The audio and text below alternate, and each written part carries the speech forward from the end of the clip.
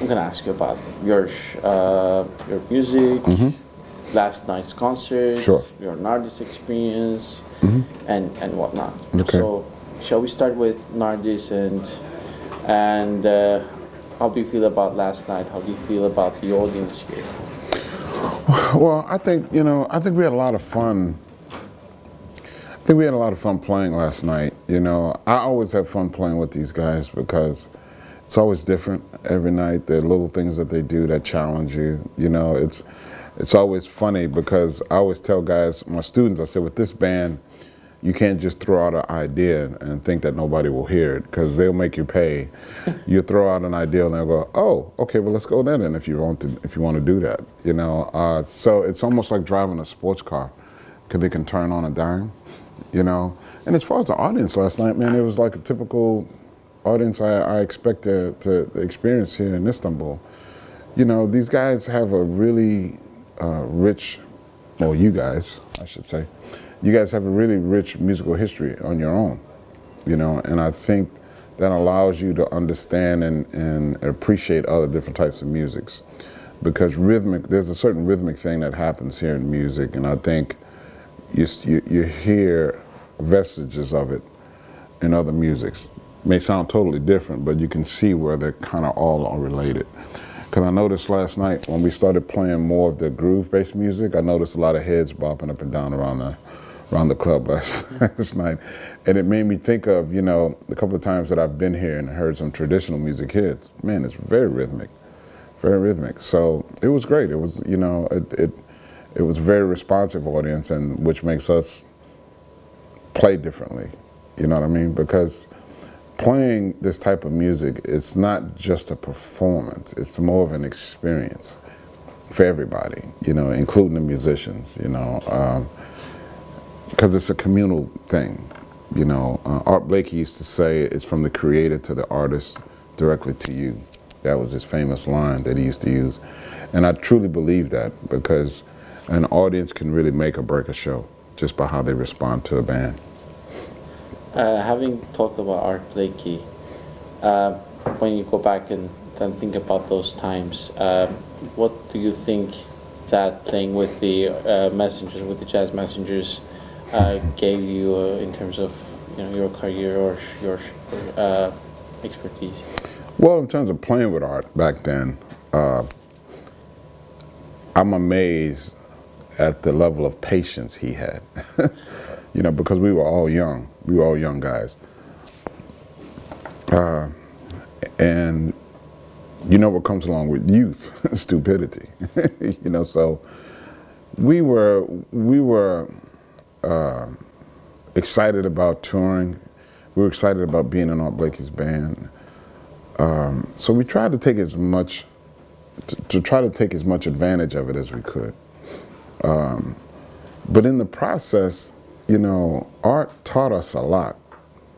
And one of the things that he taught us a great deal, was how to relate to people. One of the things he always used to say, he would always say, never play above your audience, never play beneath the audience, play directly to them. The other thing he always used to say, he says, man, you have to be working at your game, because if you don't practice, the first day the band will know, the first day you'll know, the second day the band will know, and the third day the audience will know. So for him, it was always about being honest, being direct, being true, having a true relationship with an audience, not lying to them, and not try to, play them for cheap, as we say in America, but just to be honest and just to be who you are. And how about, in addition to Art Blakey, who have been, the most maybe important or prominent figures in terms of your learning, not the.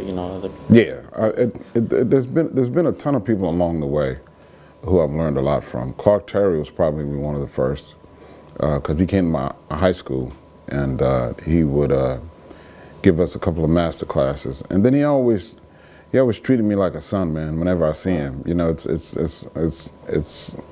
a learning experience. He's a very caring individual. Dizzy was the same way. Dizzy Gillespie, when I met him, Dizzy always gave me a music lesson, you know, impromptu, you know, and it wasn't like he was giving me a music lesson. We'd be backstage talking, and he would start playing something. He'd say, hey man, you ever dug this exercise? And he would play this exercise. Or he'd say, hey man, you ever check out this tune? And then he'd play a tune, you know, and he'd talk to me about like how those guys kind of developed what they were doing, you know, back when he was with Bird. Also, you know, Ron Carter is another one. I mean, Ron Carter's a great friend. He's a dear friend, you know, but he's a person who gives a lot of information through conversation, you know. And then of late, it's been Herbie and Wayne. You know, when I was with the Monk Institute, I worked with them a lot. And every time I see those guys, you know, Wayne actually told me a story that had a very profound impact on my life, you know, and it changed a lot of things in my life. This was a few years ago. And Herbie, you know, I went on tour with Herbie for about 10 weeks here in Europe. And outside of working with him at the Monk Institute, when we were on that tour, man, we chanted. You know, Herbie's a Buddhist, and we chanted every day, every night, rather. Then I became a Buddhist afterwards as a result of it. Because I started to see, you know, Herbie did an interview years ago. He doesn't even remember it. And I told him about it, and I remember he didn't remember it. But I said, you did this interview, man, and it blew my mind, because you said, I'm trying to be a better father and a better husband, you know, and I'm thinking, well, wait a minute, but what about pianists? You know? And it just made me realize how all of that stuff informs what he does with his music. And it started to make me look at the bigger picture in life. You know, I grew up in the church, but Buddhism is something that kind of informed my life in a different way. It opened my eyes to a lot of things. So those guys, you know, have had very profound effects on me, you know, in a lot of ways, a lot of different areas of my life, you know, and I feel very blessed to have had those experiences of not only meeting them, but getting to know them and befriend them. And taking that experience and trying to give back to younger musicians, Mm-hmm. like, you know, your current quintet members, how do you feel that you are giving back to them? Well, I mean, the only thing I can give back is my experience. You know, the things that have happened to me, the things that I've gone through. You know, I don't look at myself as being like this sage or, you know, this person of wisdom. You know, I just look at a person who's had a number of experiences, and I'll tell you what's interesting about it. It starts happening to you when you start to realize that these young guys haven't seen the things you've seen. You know, because you take for granted that, you know, you all have had similar experiences. And I start talking to them, well, man, don't you know? And they go, no. You know. So when that started happening to me a few years ago, I started realizing, well, wow, well, maybe I do need to share these experiences about my time with Art Blakey, you know, my time with Lionel Hampton, you know, meeting Miles Davis and what he was like, you know, playing with Sonny Rollins, you know, what he was like, hanging out with McCoy Tyner, you know, making an album with McCoy. And the main thing is to give them a platform just to experience whatever it is they need to experiment with, you know, and do the same thing to them that Art Blakey did to us. Art Blakey, when we were in his band, man, Art Blakey, he was kind of like if this was the bandstand, he let us roam. If this was music, he let us roam all over it. You know, he would only catch us when we were about to fall off. You know, he'd say, wait, and then he hit you and you go back and say, oh, okay, nah, you're cool, and you're back on the table. But other than that, you could roam as far and as wide as you wanted to, as long as you were on this table. So that's the same thing I try to do with these guys. I don't have any main instructions for them. The big thing is for them to experiment. Miles Davis said, you know, I pay you to rehearse on the bandstand. You know, and I love that quote because it's true. I mean, you know, we take a lot of chances. Sometimes we fall flat on our face. You know, sometimes we'll try something and you go, oh, that didn't work. But the thing that's cool about these guys is that you'll never know. As an audience member, you'll never know because they're great musicians and they know how to make things musical, no matter what it is they're trying. You know, and they're great professionals. There's a lot of new ideas coming up last night, which was very professional, but at the same time very creative. It was amazing. Well, you know, Kendrick, man, is a great example. All of them, but Kendrick recently did an interview at another school, And he talked about being in the moment, you know, because that's what we really do. We, you know, a lot of people say that, you know, but we really try to be in the moment when we play.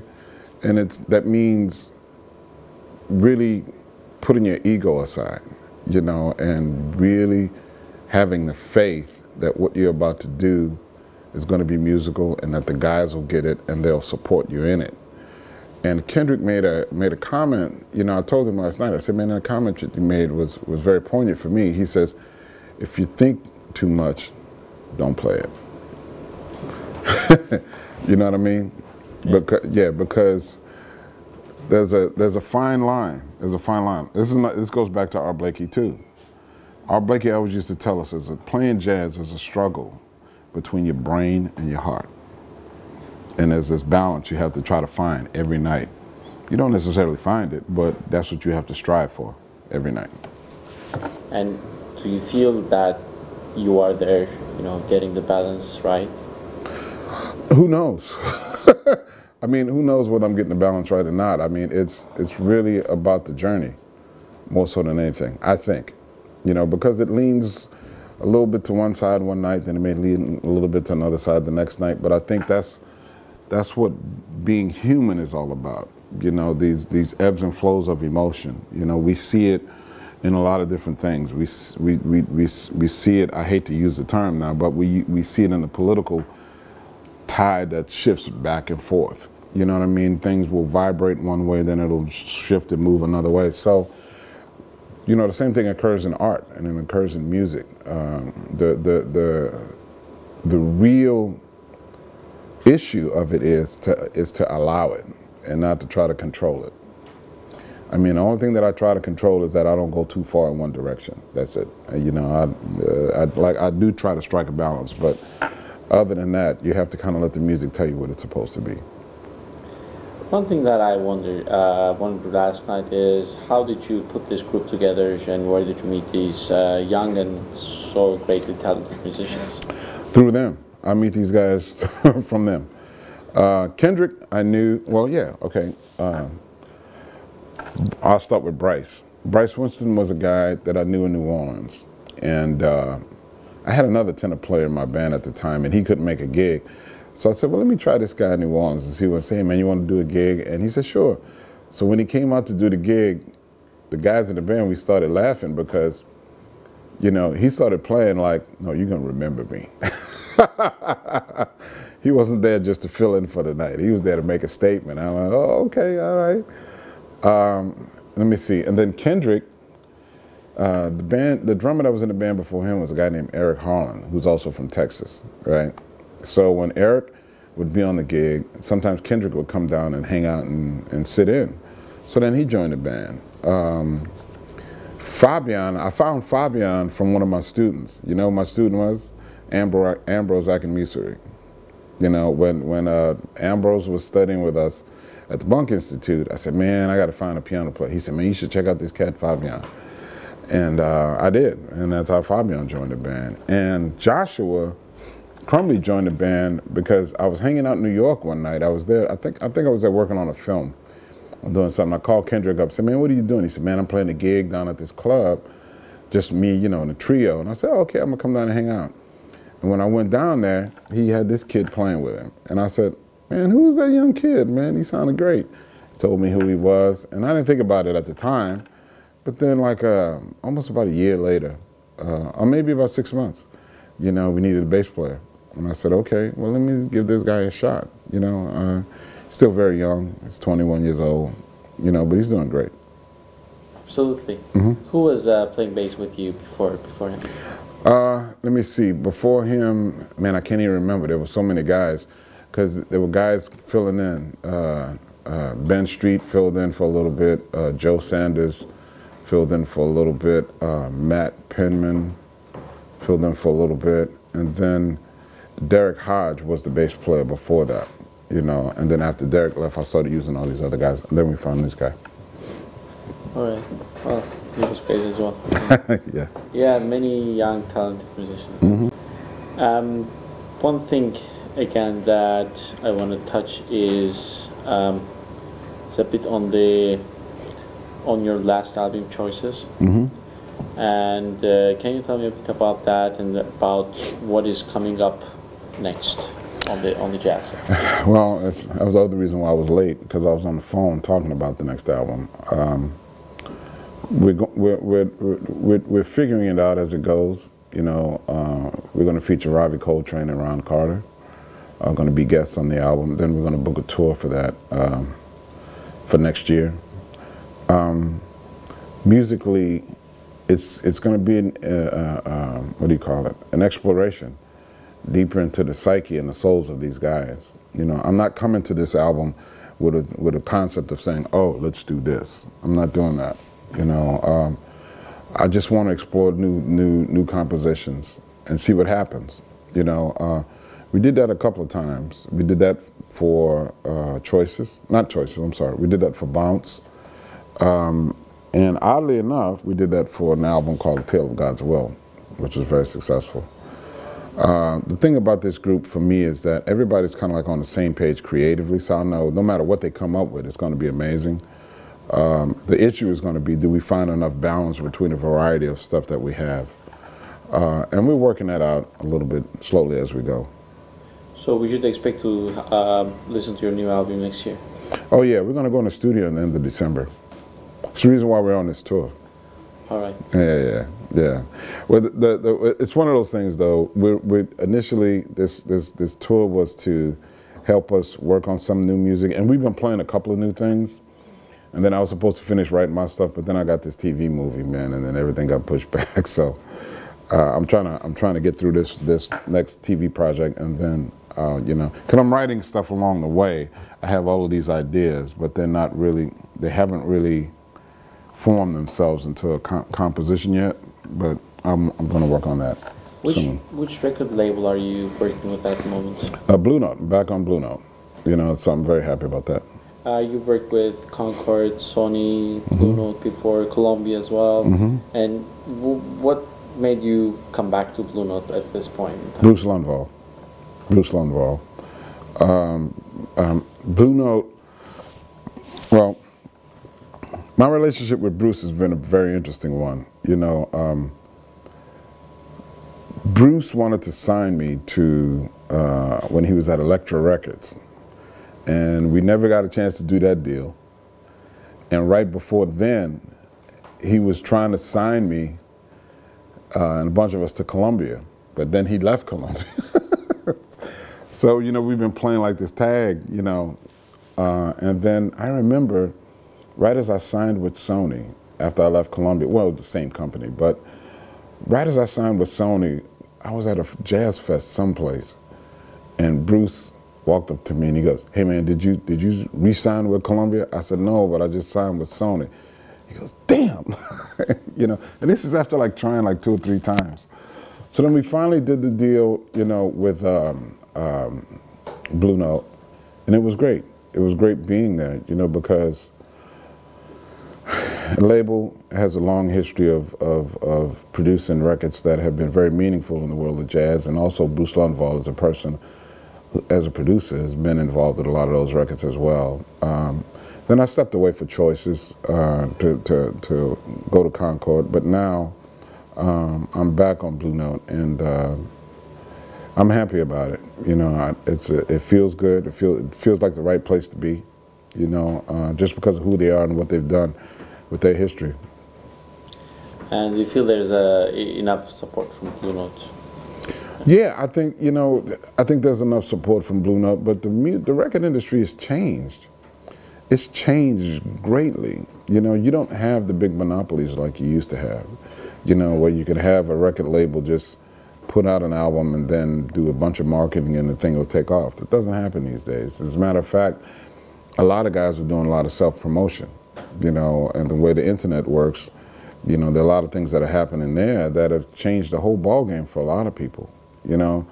And so I think we're still at the beginning stages of it, you know, and it's funny because I remember saying that about around in the 90s, you know. I said, man, I just feel like this is like the beginning of this, but I still feel the same way. I still feel like this computer internet age hasn't really flushed itself out in terms of what it's going to be. You know, because the possibilities are endless and amazing. You know, just to think that people anywhere around the world can find content that they want.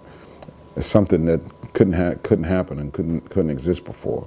Just to think that in terms of technology, when I'm scoring a film, I'm using 3 computers as opposed to like racks and racks of gear that I used to have, which I don't have to have anymore. You know, as a matter of fact, this TV thing that I'm working on, I'm scoring it in my room with 2 laptops, you know, and getting great results.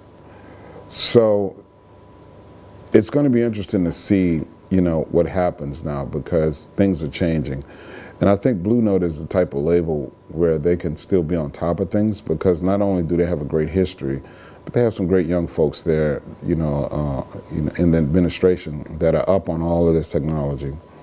And so I'm looking forward to seeing what's going to happen in the future. And do you think it's going to be good for the musicians or bad for the musicians? I think it's going to be good for the musicians, but the musicians are going to have to learn how to deal with it. That's the issue. You know, I think it's going to be great for the musicians. You know, there are a lot of guys who have taken great advantage of the internet, you know, by being creative. You know, there were a couple of bands, you know, obviously they were more geared towards the commercial realm, but they created contests by leaving little USB sticks around the city with some unreleased content on it, you know, and they created a firestorm of activity, you know. There are things like that. You saw what Radiohead did with stuff that they were doing. So it's all about our creativity, you know, and I think that's where the challenge lies, because now being a musician means a very different thing. You know, when I was coming along, you could just be a performer. Those days are gone. Those days are gone. You're gonna have to be a little bit of a producer, a little bit of a promoter, you know, a little bit of a marketing person, you know, unfortunately. It's just the way that it is. I teach at the University of Miami for the Mancini Institute, and that's one of the things that we tell our students all the time. I said, you're gonna have to have all of these skills. You know, gone are the days where you could just sit in a room and practice. You know, you're gonna have to sit in a room and practice, but then you're gonna have to get out and get on your computer. Absolutely. Mm-hmm. Having just mentioned the Mancini Institute, can you tell first with the Thelonious Monk Institute, and then moved it from Los Angeles to back to New Orleans, and then how did this happen and went on? Well, you know, I started working with the Monk Institute maybe about 12 years ago. I worked for them for about 10 years. And we were in LA for a number of years. And the Monk Institute never really had a permanent home. You know, they had contracts with these universities. They were in New England at one point, and it was someplace else, I'm not sure. Then they moved out to USC. And in the midst of all the rebuilding stuff, excuse me, that was going on in New Orleans after Hurricane Katrina, we just kept thinking New Orleans would be a perfect fit for the Monk Institute, you know, not only to help rebuild the city and the community, and the arts community, but also to give our students the experience of being in the birthplace of the music, you know, and I thought it was a perfect fit. And, you know, our students that we had, man, they gained a lot of experience by playing with some of these older musicians in New Orleans. They gave up a lot by teaching some of the younger kids in the arts high school. So I loved it, you know. And then the Monk Institute decided to move back to LA to go to UCLA. But then I decided to move on and work at the Mancini Institute, because I'd been knowing Shelley Berg from back when he was at USC, when the Monk Institute was there. And he had been talking to me about coming to Miami, and he's telling me about all of the things that they were doing, man, and they're doing some incredible things. You know, the concert lineup itself is just amazing, let alone with the experiences that the students are getting.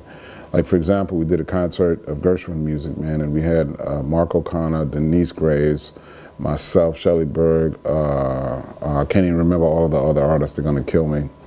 But there were some great artists there, and Michael Feinstein was the host. We performed all of this Gershwin music with an orchestra and a jazz band. They're all Miami students, and it was an amazing performance. And they're going to be performing this year. They did another concert with Take Six. They're going to do a concert with Bobby McFerrin, Chick Corea. We're going to actually perform some of the music from an opera that I'm working on. So when Shelley told me about all of this stuff, I said, man, this is the place for me to be. And this is my second year there. And, you know, I can't tell you the type of experience that it's been so far, you know, and we're just starting. They're renovating, they're building new buildings, you know, there's a lot of stuff going on. And I know under Shelley's leadership, man, they're talking about making Miami, which has already had a great reputation as a music school, making it one of the strongest music schools in the country. And I can see that happening. That's great. What do you teach there? Well, what I do is, I'm not the nuts and bolts guy. I'm not a theory person. You know, I mean, I can teach theory, obviously, you know, but my interest in teaching really lie in unlocking the thoughts and the creative minds of young musicians. So I'm always teaching composition and improvisation. And I teach it the way that it was taught to me. Roger Dickinson is a great unknown composer in New Orleans and also a great educator. He studied in Vienna, and he came back to New Orleans and taught a lot of us, you know, and he's the reason why I can write for film, you know. So there's some techniques that he used to teach me because I was a kid. I was 15, 16 years old, and he was teaching me these very complex concepts at a young age. And that's what I do with these students. I'm always challenging their thinking all the time. Because in jazz, we have a tendency to learn what's on the records, and then we regurgitate it at the show. And that's not what jazz is supposed to be. Jazz is supposed to be a living, breathing thing.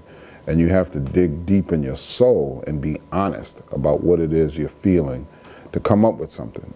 You know, Alvin Batiste, who was a great educator in New Orleans and Baton Rouge, also told me something that stuck with me. He said, the easiest thing in the world to do is to play like John Coltrane, because we know everybody loves John Coltrane. He said the hardest thing to do is to search your soul to try to find a sound, but then only to possibly be rejected by a public. You know, and that's a terrifying thing for a lot of musicians. So that's what I challenge these guys on every day. You know, I'm like, okay, don't play that. There's some things, you know, and they know, you know, because sometimes they'll play something and I go, oh man, haven't we heard that like 100 million times? I said, you're not thinking. You know, you're not thinking about what it is you want to do. You know, you have to go back and really search this. This is not an imitation of jazz. You know, this is really, what we're dealing here is what jazz is truly supposed to be. Well, I want to ask you, I want to go back to recently we had Sandy, and right. This time Northeast was in really bad shape, and I guess this is going to happen in different areas of the U.S. in the upcoming years. You mean global warming? Yeah. It doesn't exist. No. Yeah, it's for some people. How do you feel that Katrina affected your art? Well, the thing about Katrina is that you have to remember where I came into the music business. I grew up in the 70s, came along in the 80s. There wasn't a lot of interesting stuff going on. The 70s was coming right out of the civil rights movement, which was coming right out of World War II and all of that stuff. So those musicians were impacted in their lives in such a way that it really energized, I don't want to use energize, it really informed their art, because they were dealing with tragedies and dealing with issues that were well beyond what music is supposed to be dealing with. And I understood that intellectually, you know, but I said, well, this is just the time that I'm living in. And then when Hurricane Katrina hit, the level of hurt and outrage that existed in my soul was something unimaginable, you know. To think that a government could be so lax and so inept in its response to such a tragedy was something that you could never ever dream of happening anywhere, you know, let alone the U.S. You know, the U.S. always brags about what we're supposed to be, and they severely dropped the ball. So being on the receiving end of that was a traumatic thing, you know, and here's the wild part about it. It wasn't as traumatic for me personally as it was for my community and what I felt, you know, they shouldn't have gone through. And when we started working on the music for the album, or even for the documentary, my main goal was to get the story out. It wasn't about me at all. You know, as a matter of fact, when we did the album, one of the things I was worried about, I kept feeling like I was sounding angry on every tune, and I was worried about that, you know. But at the same time, it's just a frustrating thing. I can't explain it. It's a frustrating thing to see people talk this big game and come down and kiss your ass to get your vote, you know. And the first time that you truly need them, right, they're nowhere to be found, you know. That's a serious slap in the face. I still can't get over it to this day. And when I start talking about it, I get angry, you know, because, I mean, how dare you? How dare you come down here and look me in the face and say that you have my best interest at heart? But when it came time for you to show that, you started bickering amongst yourselves, you know, about jurisdiction and who had the right to do what. Meantime, people were drowning. People were dying. Some people died because they couldn't get insulin, because they were diabetics. I mean, stuff that was simply curable. You know what I mean? I had a friend of mine, his father died as a result of that. A friend of my mother's came home, got out his car, saw his house for the first time, and died right there. So when you have firsthand accounts of those types of things, it pushes you in ways you've never thought you would be moved. You know what I mean? So we all became activists of a sort, not because we wanted to, but there was no other way to get the point across. You know, like, this should never happen. It should never happen anywhere, you know? And when we did the album, one of the things that was probably the most amazing about that album, more than any other album I've ever made in my life, was the response to New Orleanians who were living all over the country. They were still there. We'd play in D.C. People would come up to us crying after the show. We'd be out on the West, like in Washington or Portland, and people, you know, would come up to us crying, telling us their particular story, you know. I never forget, man, we were in Davenport, Iowa. Davenport, Iowa. This guy walks up to me, it's an African-American dude, he worked for John Deere, the tractor company. He walked up to me, man, with his wife and his 3 little boys. And he was saying, man, I really want to go home. But then he said, you know what, I can't go home. He said, because John Deere's been so good to him. They brought him out there, they got him a house, they put his kids in a great school, you know. But he missed his community. He missed the place where he was from. And that didn't have to happen. It wasn't his fault. You know what I mean? It was, and here's the main part about it that has fueled all of us. The hurricane didn't hit us. People forget that. Katrina did not hit New Orleans. It bypassed New Orleans. It was the back part of the hurricane, that the tidal surge, that broke the levees, which should have held. So that means somebody didn't do their job. You know what I mean? And the thing that, you know, when I think about it all the time, man, I think about, let that be me or you. We wouldn't be here doing this interview. We'd be in jail. You know what I mean? We'd be in jail someplace. And it's frustrating. So, you know, my life has forever been changed by that, you know, because you start to see that elections truly matter. They truly matter. You know, that decisions that we make as a community together really matters. We tend to think that they don't, but they really do. And that's why you have to get involved. That's why I made sure before I came on this tour, I voted for Obama before I left. You know, I stood in a long line to do it because it does matter. Things will happen, and then your life can be severely affected by putting the wrong person in office. Are you hopeful? 4 years, the situation was already really bad. You know, I think it was a wreck after Bush, and now this is another 4 years, which makes me very hopeful about the future of the U.S. And obviously the future of the rest of the world as well. And what do you think about this? Are you hopeful? Well, you know, it's interesting how Obama gets a bad rap, but if you go back and you look at the coverage of the first election, one of the things most journalists said, that they didn't know what was going to happen to this guy because everything that needed to happen to have the states recover would take about 10 to 12 years, right? And we get it through the first 4 years, and everybody's on the right at least, start to say, oh, he didn't do it, he didn't do it.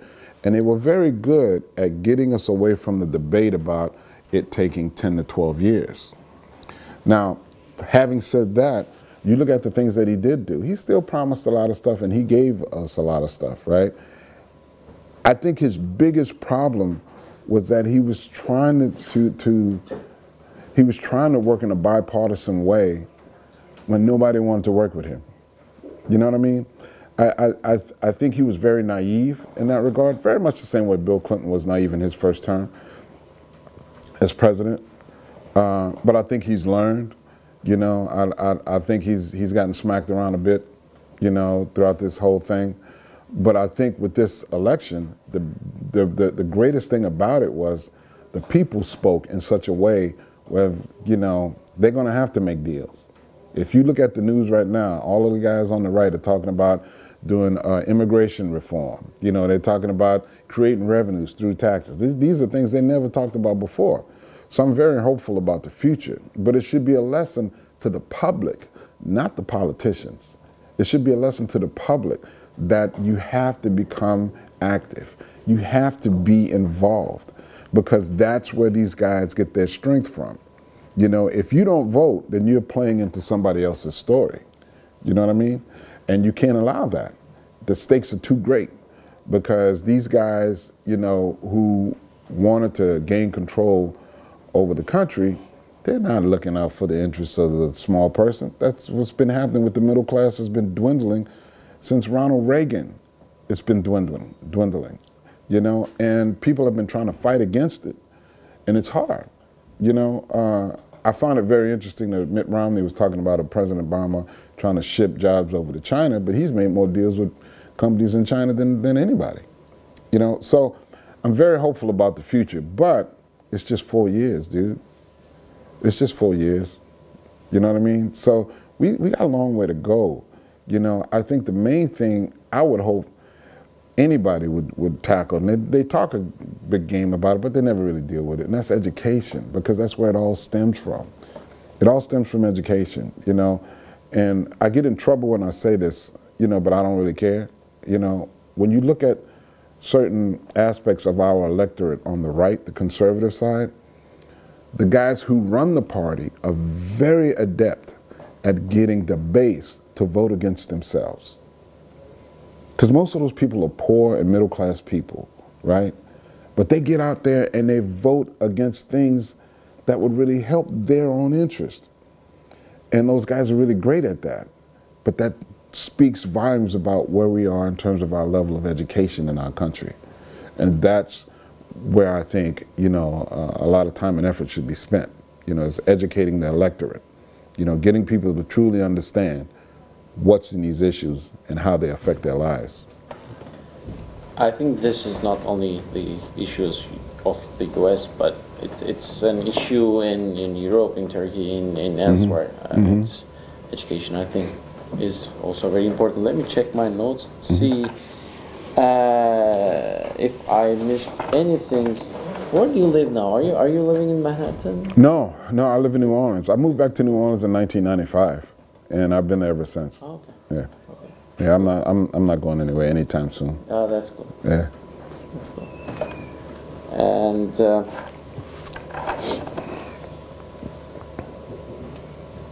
okay, two things. Sure. The first one is going to be about, obviously, your film score, your film scores, and Okay. writing for movies. And how do you feel about it?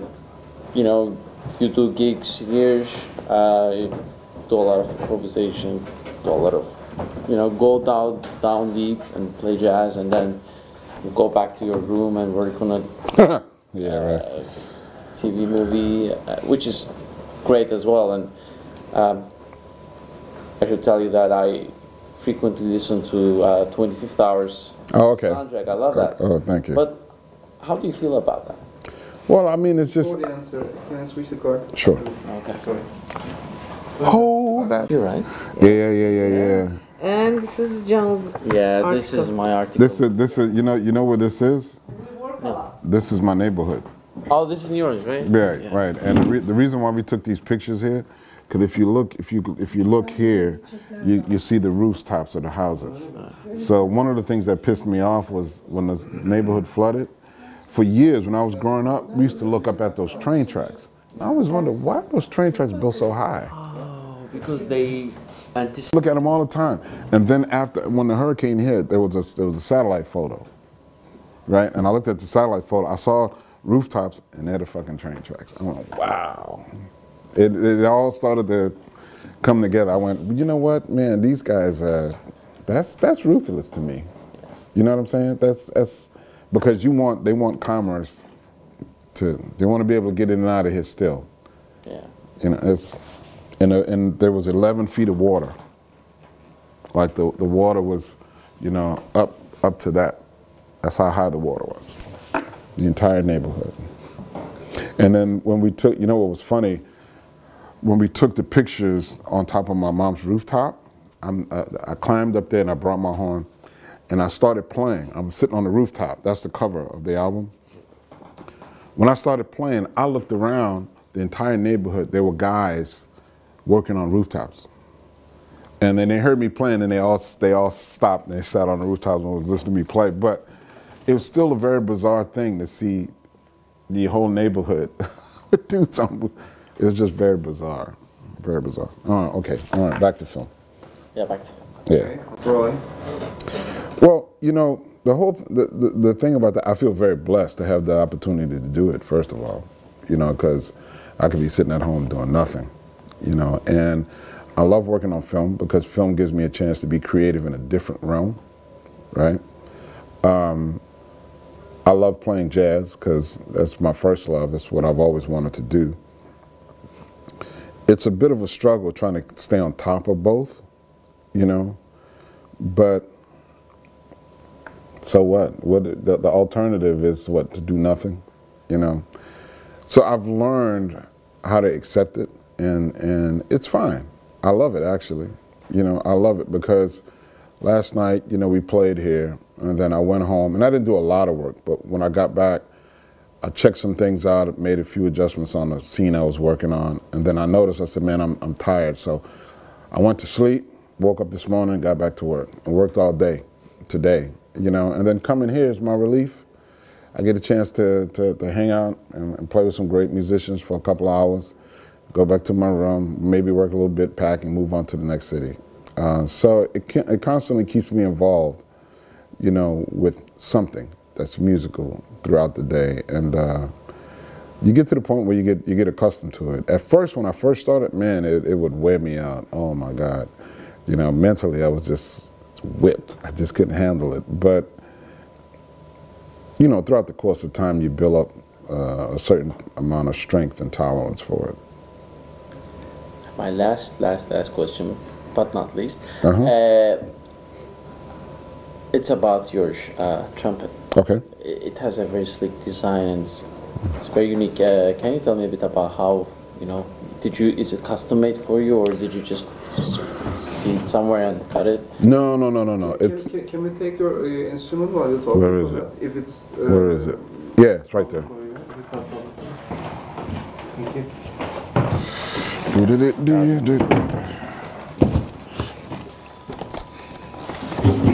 I did an album cover, and the photographer saw the trumpet, and he was like, "Oh my God, oh my God!" So he took all the pictures he needed for the cover, and then he says, "You done?" I said, "You done?" He goes, "Yeah." I said, "All right, cool, man." He said, "But can you leave the trumpet?"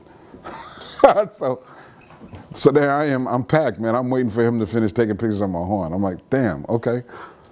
The horn gets more attention than me. This particular horn, well, let me back up. This horn is made by a guy named David Monette. This particular model is called a Raja. I met Dave, wow, man, in the late 80s, early 90s. Winton had started playing his horns first, and I was at a session. I think Winton was doing Black Codes at the time. And I went to the studio, and there was Dave. And Winton said, "Man, you got to try these horns. You got to try these horns." Oh, yeah, whatever. So I picked up the horn and I played it. I went, oh. And this was before he came up with this design. I said, "Man, these horns are great. They're very different. It has a different, all of the notes are slotted, you know, the feel of it is very different." So I've been playing them for years, you know. And this particular horn, I just got it maybe about 6 months ago. For those who are NFL fans, he asked me what color did I want my valve caps to be. I told him black and gold for the Saints.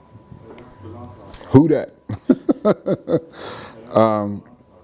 But I love this horn. I mean, the way he designs the horn, he says he designs it like a sports car. It's very rigid, but the bell vibrates. So the horn is actually meant to be heard in a concert hall live.